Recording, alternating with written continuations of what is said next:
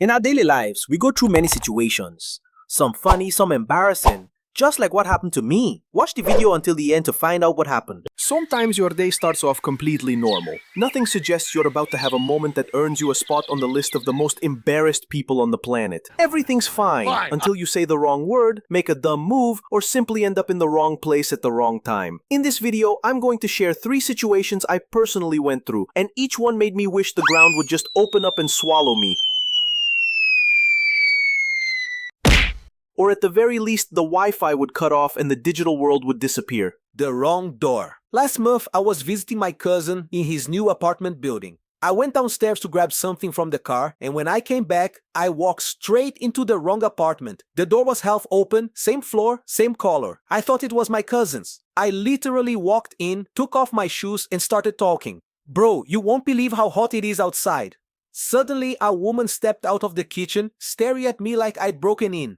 I realized I'd never seen her in my life. My brain just shut down. I stammered. Sorry, wrong door. Then scrambled to grab my shoes and ran out like an idiot. I still feel my ears turning red every time I remember that. The expired tuna. Have you ever eaten something expired just because you were too hungry? We did, and it's not something we're proud of. It was hot. Quiet. A regular summer day where absolutely nothing was happening. My older brother and I were home alone, and we were starving. Neither of us knew how to cook, unless it involved boiling water or burning something. So we started searching the kitchen. Fridge? Empty. Pantry? Bare. Then suddenly my brother found a can of tuna on the top shelf. It looked untouched, like it had been sitting there for years. He picked it up and looked at it confidently. No dents, not swollen, looks fine, he said. I checked the expiration date. It had expired 3 months ago. He shrugged. It's tuna. Sealed, metal can, what could go wrong? I didn't argue. Hunger makes you ignore a lot of things. We opened the can. The smell was neutral. Not good, not bad. We went ahead, made sandwiches, and started eating. Halfway through mine, I paused. Something felt off. I asked my brother if he felt anything weird. He said no at first, but then admitted his stomach felt a bit active. 15 minutes later, it hit us. He ran to the bathroom and I followed soon after. We ended up taking turns like we were on a rotating schedule. The worst part? We didn't even finish the sandwiches. After recovering, we threw away every suspicious can in the house. To this day, my brother insists it wasn't the tuna, it was the bread. Sure, blame the bread. Since then, we've never looked at tuna the same way again. Failed volcano. I don't know how this keeps happening, but every time I try to be helpful, I end up banned from something. It all started when my little cousin had this big science project, you know the kind. Parents secretly compete through their kids, and suddenly a 10-year-old is building a nuclear reactor out of cardboard and glitter. She asked me to help, and because I was feeling generous and slightly bored, I said yes. Big mistake. The goal was simple, make a volcano that erupts. Classic, easy, I've seen it in cartoons, how hard could it be? Apparently, very. We used a plastic bottle, glued it inside a paper mountain, and decorated it with enough red paint to look like we murdered someone on the table. Then came the important part, the eruption. The internet said to use vinegar and baking soda. That's what we did. It fizzled, a bit, like a tired soda burp. My cousin looked at me like I had ruined her academic future. I am sorry, my mentor. I have failed you. So naturally, I panicked and added more baking soda. Nothing. More vinegar. Still nothing. That's when I had an idea. The kind of idea that starts with what if and ends with someone getting grounded. I added dish soap, then hot sauce, then lemon juice, then for some reason a Mentos.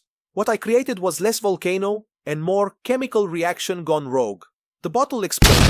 Not erupted. Exploded. The red foam shot up, hit the ceiling, splashed on my cousin's uniform, and dripped directly into the fish tank. The fish tank. The fish were fine, by the way, just deeply traumatized. She started crying. I started laughing. Not because I'm heartless. It was just so absurd. Like, how did we get from cute school project to scene of a crime? My aunt came in, took one look at the kitchen, and immediately blamed me. I tried to explain that I was helping. She said, no, you were experimenting. On my furniture.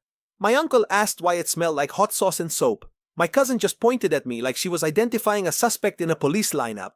I offered to clean up, but I think that just made things worse. Because my version of cleaning is just moving the mess to a different part of the house and spraying everything with lemon-scented disinfectant. By the time we finished, the kitchen smelled like someone tried to cook spaghetti in a chemistry lab. The worst part, the next day, my cousin presented the volcano at school and it didn't erupt at all. She just stood there next to a red, crusty mountain of dried glue and shame, while her teacher gave her that pity smile teachers say for kids with siblings like me. And guess what? Some other kid made a solar system out of tennis balls and won first place. How's that fair? Our project had actual risk, his just had glitter and good parenting. After that, I got officially banned from helping her with schoolwork, and science, and touching the vinegar bottle in their house. My aunt now refers to me as the boy who nearly poisoned the goldfish with volcano sauce. It doesn't help that I once nearly burnt the microwave by trying to reheat fries with a twist.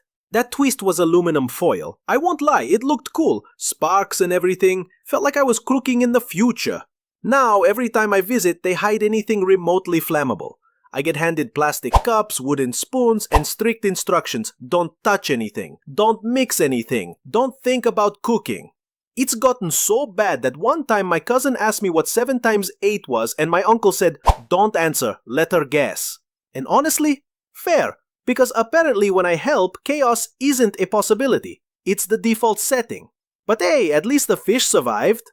Probably. Subscribe to my channel to follow our inspirational